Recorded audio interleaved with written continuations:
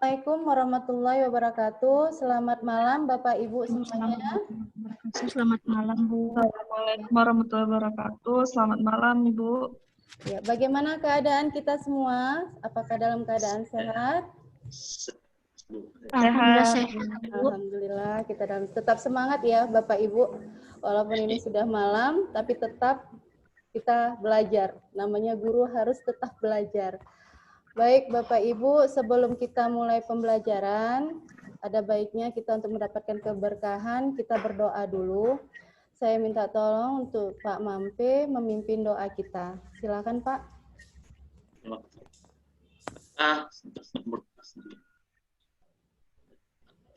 Kita sebaiknya kita berdoa menurut ajaran dan kepercayaan kita masing-masing. Berdoa, kita mulai.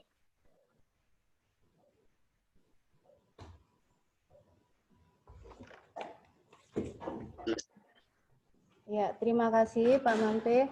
Baiklah, di sini kita pembelajaran kita yang mau kita bahas itu adalah mengenai asesmen formatif dan sumatif. Ya, jadi di sini nanti kita akan mengetahui bagaimana fungsi dan peran kedua jenis asesmen dalam paradigma baru asesmen.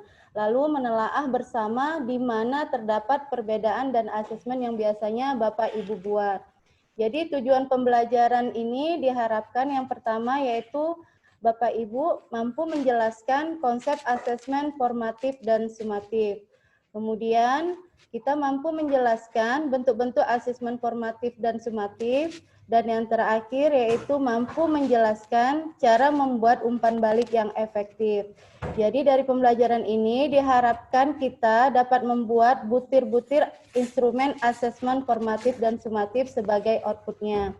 Baiklah, di sini saya izinkan saya untuk share screen supaya lebih paham lagi mengenai asesmen formatif dan sumatif. Ya, sudah kelihatan ya Bapak Ibu? Sudah, Bu. Oke, Sudah, saya Bu. mulai.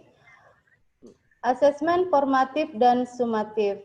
Ya, di sini yang perlu kita bahas adalah konsep asesmen formatif dan sumatif, kemudian bentuk asesmennya, dan terakhir adalah umpan balik. Ya, kita lanjut jenis asesmen. Nah, kita kenali dulu jenis asesmennya. Bahwa asesmen itu bukan sekedar untuk mengetahui pencapaian hasil belajar peserta didik, tetapi asesmen itu dapat meningkatkan kemampuan peserta didik dalam proses belajar. Jadi selama ini kan seringkali tuh asesmen cenderung dilakukan hanya untuk mengukur hasil belajar peserta didik saja. Jadi asesmen itu selalu diposisikan sebagai kegiatan yang terpisah dari proses pembelajaran. Nah, sementara penilaian itu seharusnya dilaksanakan melalui 3 pendekatan, yaitu asesmen of learning, yaitu terhadap berarti asesmen sebagai evaluasi pada akhir proses pembelajaran. Kemudian asesmen for learning, yaitu asesmen untuk perbaikan proses pembelajaran. Kemudian asesmen as learning, yaitu penilaian sebagai pembelajaran, seperti gambar yang sudah saya bagikan. Nah, kemudian konsep asesmen formatif dan sumatif. Di sini nampak Bapak Ibu perbedaan daripada asesmen formatif dan asesmen sumatif. Di mana asesmen formatif itu metode evaluasinya dilakukan untuk evaluasi proses pemahaman murid, kebutuhan pembelajaran, dan kemajuan akademik selama pembelajaran. Sementara di asesmen sumatif, itu metode evaluasinya dilakukan di akhir pembelajaran. Jadi nampak ya perbedaannya Bapak Ibu, bahwa formatif itu selama pembelajaran berlangsung, kalau sumatif itu di akhir pembelajaran. Nah, kemudian asesmen formatif memantau pembelajaran murid dan memberikan umpan balik yang berkala dan berkelanjutan. Jadi tidak hanya sekali aja umpan baliknya, tetapi secara berkala. Nah, sementara di sumatif, asesmen sumatif seringkali memiliki taruhan tinggi karena berpengaruh terhadap nilai akhir murid, sehingga sering diprioritaskan murid daripada asesmen formatif. Ya, karena selama ini kan kita selalu melaksanakan yang namanya ujian akhir. Nah, di situ murid-murid akan melihat kalau nilainya tinggi berarti aku udah paham begitu. Nah, selanjutnya di asesmen formatif. Bagi murid, asesmen formatif berfungsi membantu murid mengidentifikasi kekuatan dan aspek yang perlu dikembangkan. Sementara bagi guru dan sekolah, asesmen formatif berfungsi memberikan informasi mengenai tantangan apa saja yang dihadapi murid dalam proses pembelajaran proyek, sehingga dukungan yang memadai dapat diberikan. Sementara di asesmen sumatif, bahwa umpan balik dari asesmen ini digunakan untuk mengukur perkembangan murid, untuk memandu guru dan sekolah merancang aktivitas mereka untuk proyek berikutnya. Nah, di sini juga asesmen formatif dapat diberikan oleh guru, teman, atau diri sendiri. Nah, di sini Bapak Ibu lebih jelas lagi. Ada perbedaan asesmen formatif dan sumatif dan persamaannya. Ya, di sini ada juga untuk guru. Apa saja asesmen formatif untuk guru? Yang pertama itu mengawasi pembelajaran murid, perkembangan murid, mengecek pemahaman murid.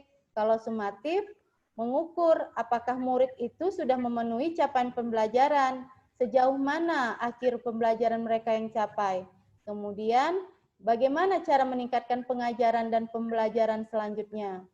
Nah, sementara untuk muridnya, mengevaluasi pembelajaran sendiri. Jadi muridnya itu bisa mengevaluasi bagaimana saya selama pembelajaran berlangsung. Kemudian membangun pengetahuannya, kemudian mengidentifikasi kekuatan dan kelemahannya, apa sih kekuatanku, apa sih kelebihanku, apa yang kekuranganku. Itu mungkin yang diharapkan untuk murid kalau kita lakukan asesmen formatif. Terus meningkatkan kemampuan. Sementara di sumatif, untuk muridnya itu memahami performa di akhir unit pembelajaran. Ya biasa yang sudah kita ketahui ya Bu, Pak.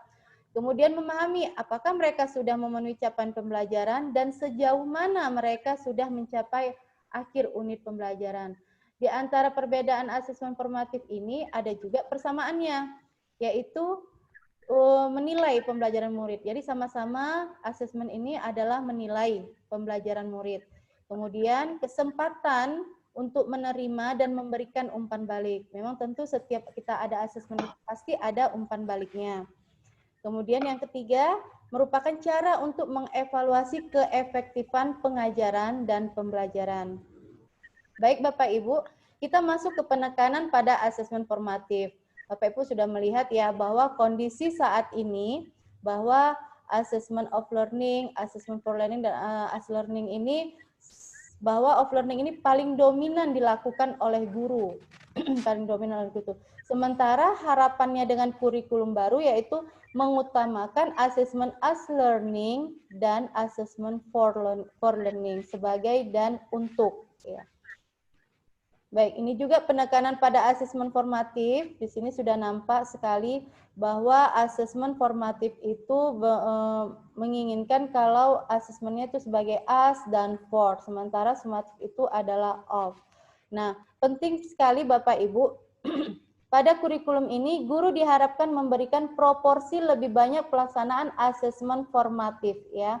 Karena fungsinya adalah sebagai as dan for tadi, daripada menitik beratkan orientasi pada asesmen sumatif.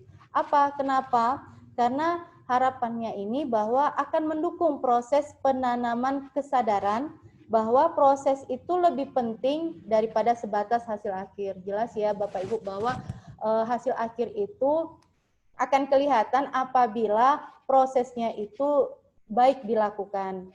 Nah, ini juga sama penekanan pada asesmen formatif, yaitu jumlah asesmen formatif sebaiknya lebih banyak daripada jumlah asesmen sumatif. Tujuannya yaitu untuk perbaikan dan pengembangan diri. Nah, karena asesmen formatif ini membantu mereka mendapatkan nilai yang lebih baik dalam asesmen. Jadi berkelanjutan ya Bapak Ibu. Jadi setelah kalau kita mendapatkan asesmen formatif itu baik, maka kemungkinan dan pastinya itu asesmen sumatif itu akan mengoptimalkan kegiatan pembelajaran. Hasilnya baik begitu maksudnya. Kemudian bangun keterkaitan antara asesmen sumatif dan formatif. Jadi dengan merancang asesmen formatif yang berkontribusi pada tugas sumatif, jadi dapat menurunkan beban kerja murid dan memperjelas relevansi tugas formatif. Ya, ini untuk mengubah paradigma belajar yang menitik beratkan pada nilai menjadi belajar yang menitik beratkan pada proses. Seperti yang saya bilang tadi bahwa proses itu lebih penting daripada hasil akhir. Jadi, jika ketergantungan pada asesmen sumatif, maka terjadi dengan umpan balik yang sedikit, maka dapat menghambat proses murid untuk mengalami pengetahuan. Baik, kemudian kita bentuk asesmen, Bapak Ibu, kita bisa lihat di sini ada asesmen tidak tertulis dan asesmen tertulis. Ya, bisa kita pahami sendiri, pahami masing-masing bahwa ada diskusi kelas, produk, drama, persentase, tes lisan. Sama juga dengan tes bentuk asesmen tertulis. Ya, Bapak Ibu bisa melihatnya ya, di situ ada refleksi, esai, jurnal, poster, tes tertulis, yaitu terdiri dari kuis pilihan ganda, pertanyaan, menerapkan umpan balik. Ya, saya rasa kalau bentuknya ini bisa kita pahami bersama. Nah, kemudian umpan balik. Umpan balik ini sangat penting, Bapak Ibu. Karena apa? Karena umpan balik ini merupakan kumpulan informasi mengenai bagaimana seseorang melakukan suatu kegiatan. Nah, umpan balik ini biasanya berisi hal yang baik yang sudah dilakukan atau butuh perbaikan.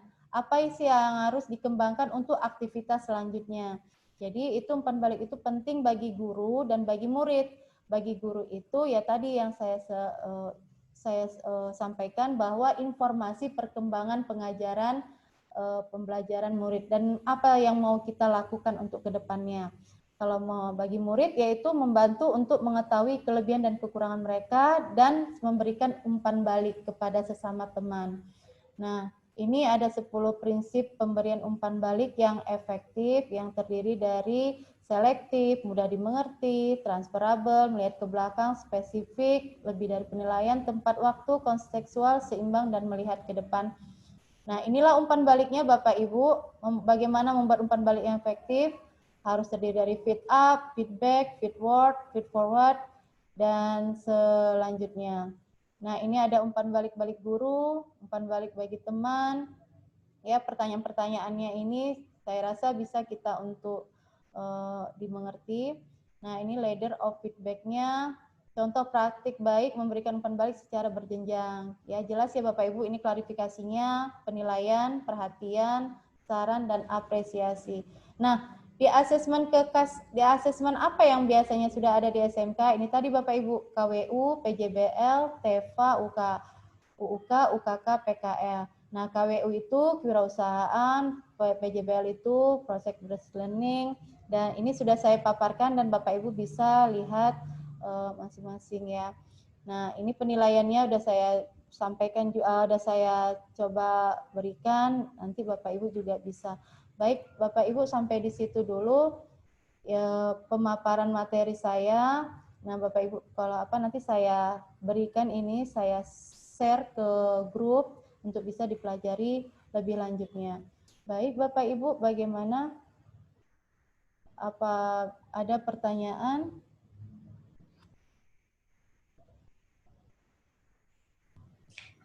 Saya, Bu.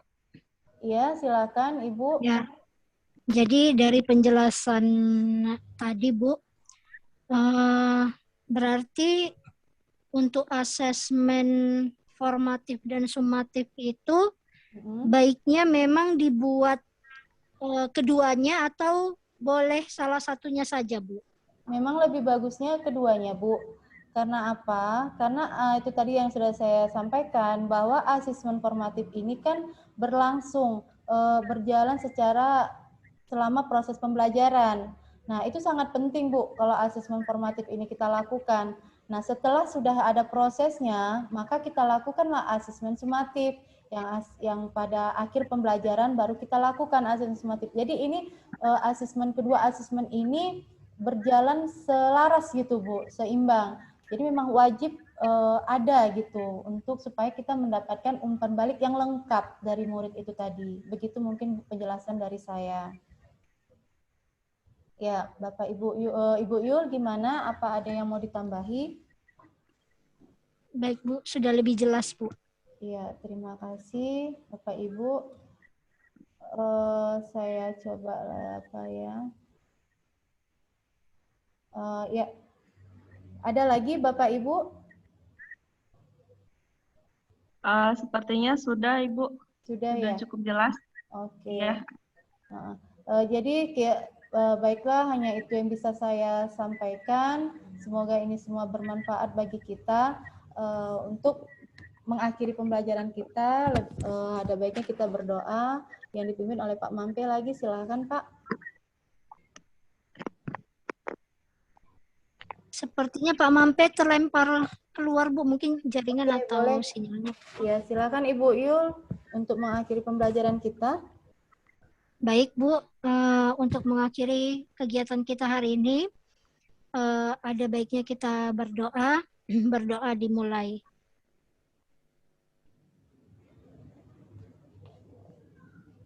Berdoa selesai. Ya, terima kasih Ibu Yul. Baik Bapak Ibu, nanti tugasnya sudah ada saya sampaikan sudah saya lampirkan di asinkronus, yaitu kita membuat butir instrumen asesmen formatif dan sumatif.